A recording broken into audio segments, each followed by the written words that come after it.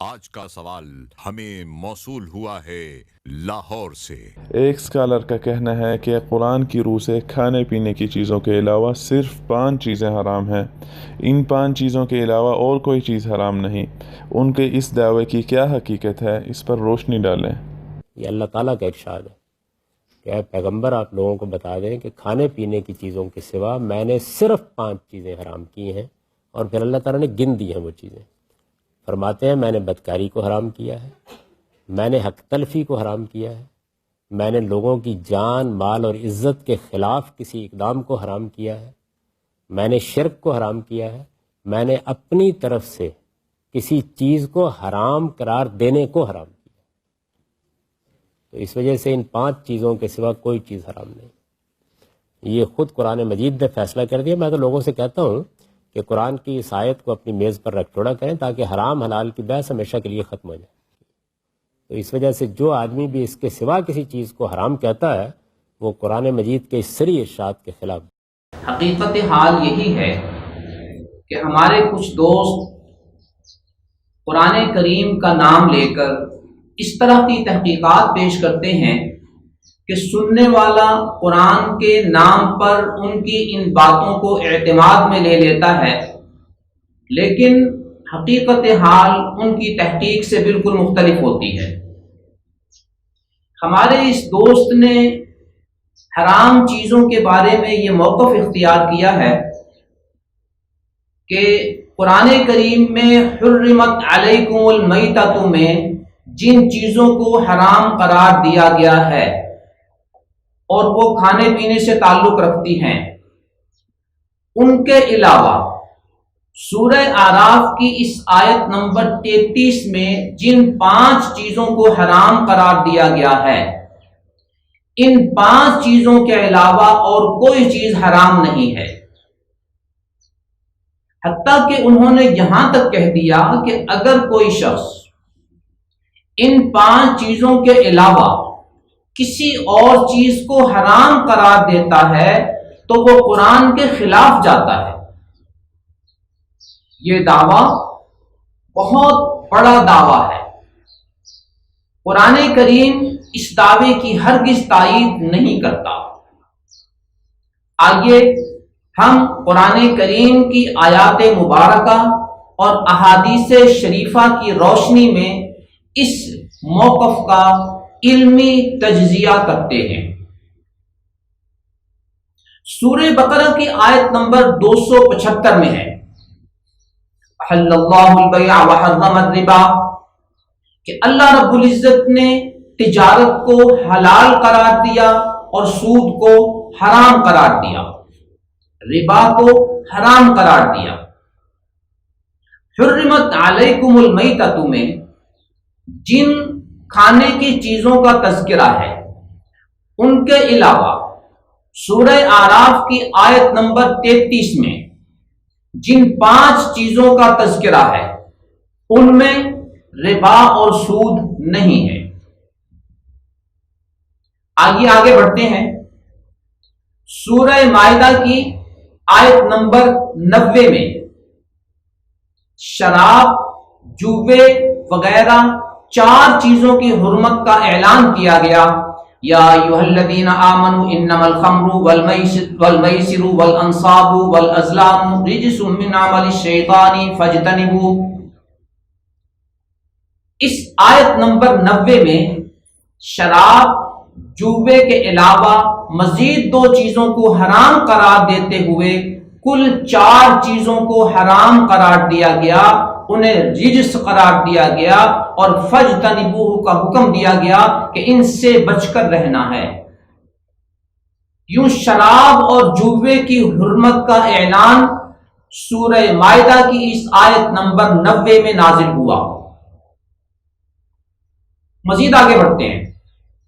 سورہ بقرہ کی آیت نمبر 230 میں ایسی عورت کے بارے میں جس کو 3 طلاقیں دی جا چکی ہوں، ارشاد ربانی ہے فلا تحل له من بعد، کہ اس کے 3 طلاق دینے کے بعد اب وہ عورت اس کے لیے حلال نہیں ہے، یعنی حرام ہو گئی۔ साथ ही साथ सूरह तौबा की आयत नंबर 26 में है, इन्ना इद्दतश-शुहूरि इंदल्लाहि 12 शहरन फी किताबिल्लाहि यौम खलक़स समावाति वल अर्द मिन्हा अर्बअतुन हुरुम, कि अल्लाह रब्बुल इज्जत ने जब आसमान और जमीन को पैदा किया तो 12 महीनों में से 4 महीनों को जंगो जिदाल के लिए हराम करार दिया, और इन 4 महीनों को जंगो जिदाल के हवाले से आगे पीछे करना, इसके बारे में इतना सख्त लफ्ज इस्तेमाल हुआ, इन्नमन नसीउ ज़ियादतुन फिल कुफ्र, कि एक महीने की जगह हलाल को ले आना, हलाल की जगह हराम महीने को ले आना, जो रजब, शव्वाल, ज़िलक़ादा और ज़िलहज्जा हैं, इसके बारे में फरमाया ज़ियादतुन फिल कुफ्र, ये कुफ्र में बहुत बड़ी ज्यादती है, इजाफा है। तो यूं मोहतरम सामीन, सूरह निसा की आयत नंबर 23 में 14 रिश्तों को हराम करार दिया गया है शादी के हवाले से। हुर्रिमत अलैकुम उम्महातुकुम व बनातुकुम व अखवातुकुम, तुम्हारे लिए माएँ हराम हैं शादी के हवाले से, बेटियां हराम हैं। यूं 14 रिश्तों को इंसान के लिए शादी के हवाले से हराम करार दिया गया। तो कुरान करीम की इन आयात मुबारका में सूद को हराम करार दिया गया, 4 चीजों को शराब और जुए के साथ हराम करार दिया गया, तलाक याफ्ता 3 दफा के बाद औरत को मद के लिए हराम करार दिया गया, साल के 12 महीनों में से 4 महीनों को जंगो जिदाल के हवाले से हराम करार दिया गया, और 14 रिश्तों को इंसान की शादी के लिए हराम करार दिया गया। इन तमाम चीजों के लिए या हुर्मत के और हराम होने के अल्फाज हैं, या ला तहिल्लु के अल्फाज हैं कि हलाल नहीं है। इन 21 चीजों का तज़किरा सूरह आराफ की उस आयत नंबर 33 में नहीं है, जबकि दावा हमारे दोस्त ने यह किया था कि इन 5 चीजों के अलावा और कोई चीज कुरानी नुक्ता नजर से हराम नहीं है, और उसको हराम करार देना कुरान करीम पर ज्यादती है।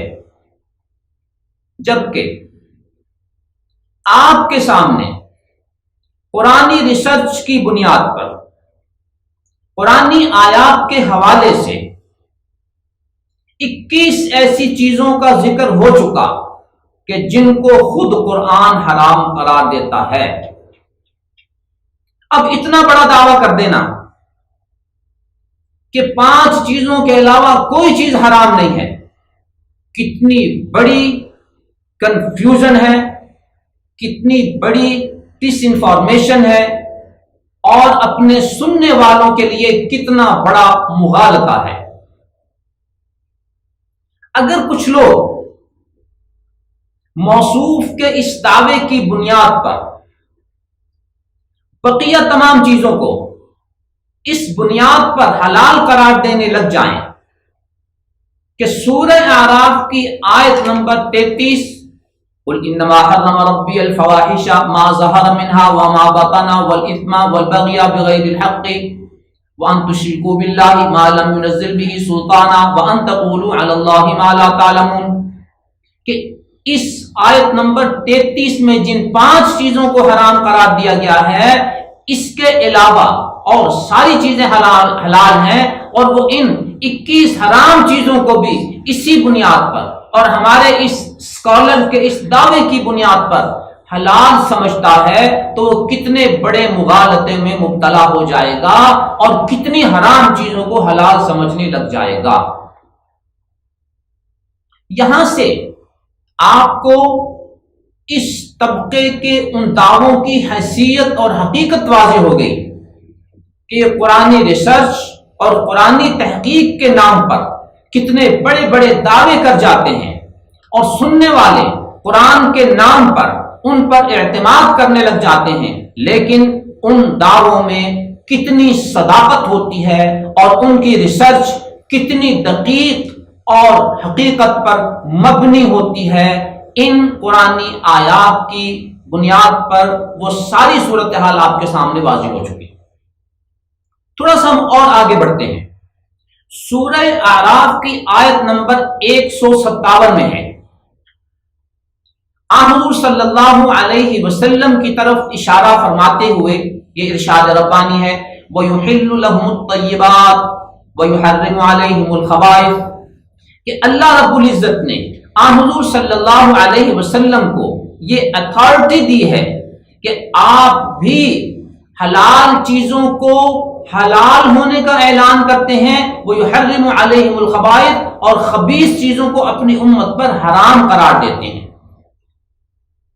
حضور صلی اللہ علیہ وسلم نے اپنی ایک حدیث مبارکہ میں، جس کا تذکرہ سنن ابی داؤد کی حدیث نمبر 4604 میں ہے، اس میں اس حقیقت کا اظہار ان الفاظ میں فرمایا جس کا ترجمہ یہ ہے،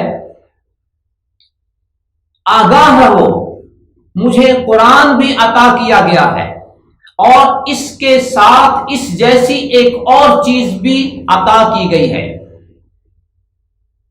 واضح رہے کہ تمہارے لیے گدھے کا گوشت حلال نہیں ہے، حرام ہے، اور نوکیلے جانور جو درندے ہیں ان کا گوشت بھی تمہارے لیے حرام ہے۔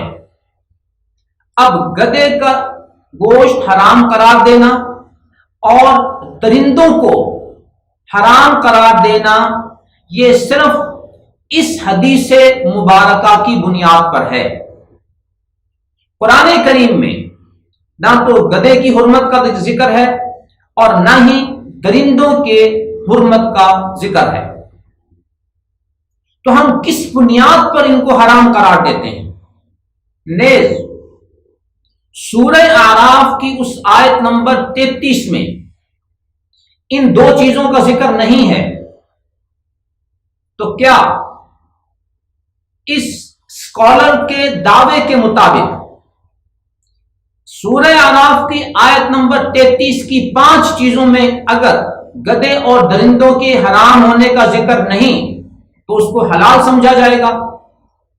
ہرگز نہیں، چونکہ سورہ اعراف کی آیت نمبر 157 کی بنیاد پر حضور صلی اللہ علیہ وسلم کو خبیث چیزوں کے حرام قرار دینے کی جو اتھارٹی دی گئی ہے، اس بنیاد پر حضور صلی اللہ علیہ وسلم نے گدھے اور درندوں کو اپنی امت کے لیے حرام قرار دیا ہے۔ مزید آگے بڑھیے، سنن ابی داؤد کی حدیث نمبر 4057 اور اس کے علاوہ اور بہت سی حدیث کی کتابوں میں حضور صلی اللہ علیہ وسلم کا یہ ارشاد مبارک منقول ہے۔ ایک دفعہ آپ صلی اللہ علیہ وسلم نے سونے کو اپنے دائیں ہاتھ میں پکڑا اور اصلی ریشم کو اپنے بائیں ہاتھ میں پکڑا اور حاضرین کو مخاطب کر کے یہ اعلان فرمایا، ان ہذین حرام علی ذکور امتی حل لاناثہم، یہ دو چیزیں سونا اور ریشم میری امت کے مردوں کے لیے حرام ہیں، عورتوں کے لیے حلال ہیں۔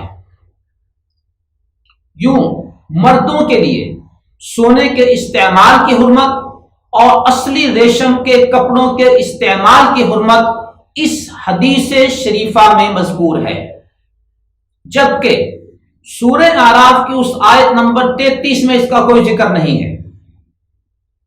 تو کیا موصوف کے اس دعوے کی بنیاد پر ان دو چیزوں کو حلال قرار دیا جائے گا؟ ہرگز نہیں۔ یوں ہماری اس گفتگو میں قرآن کریم کے حوالے سے 21 چیزوں کا ذکر ہوا جن کو قرآن نے حرام قرار دیا، اور ان 21 چیزوں کا ذکر سورہ اعراف کی آیت نمبر 33 میں نہیں ہے۔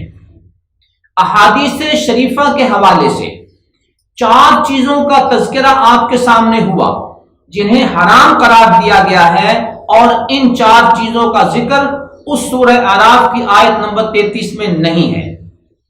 यूं ये कुल 25 हराम चीजें ऐसी हैं जिनको कुरान और हदीस में हराम करार दिया गया है, और सूरह आराफ की आयत नंबर 33 में इनका जिक्र नहीं है। फिर इस मुहक्किक या स्कॉलर का यह दावा कि सूरह आराफ की आयत नंबर 33 में जिन चीजों के हराम होने का जिक्र नहीं है उन्हें हलाल समझा जाएगा, और इन 5 चीजों के अलावा किसी और चीज को हराम करार देना यह कुरान करीम की मुखालफत है। ये कितना गलत दावा है और गलत हकीकत पर मबनी एक ऐसी बात है जिसकी ना कुरान तायद करता है ना हदीस शरीफ तायद करती है। यूं मुहतरम सामीन, आज टीवी की स्क्रीन पे ऐसे स्कॉलर कुरान के नाम पर आकर अपनी ऐसी ऐसी तहकीकात पेश करते हैं जिसमें गहराई नहीं होती, जो 100% हकीकत पर मबनी नहीं होती। लिहाजा हमें मुतनब्बे रहने की जरूरत है और कुरान करीम के वो पुख्ता कार उलमा जिन्हें कुरानी उलूम पर उबूर हासिल है उनकी तरफ रुजू करने की जरूरत है। अल्लाह रब्बुल इज्जत हमें ऐसे स्कॉलर्स की कंफ्यूजन और डिसइंफॉर्मेशन से महफूज फरमाए और उनकी वजह से हमें किसी गलत फहमी या गलत अमली में मुब्तला होने से बचाए रखे। व आखिर दावाना अनिल हम्दुलिल्लाहि रब्बिल आलमीन।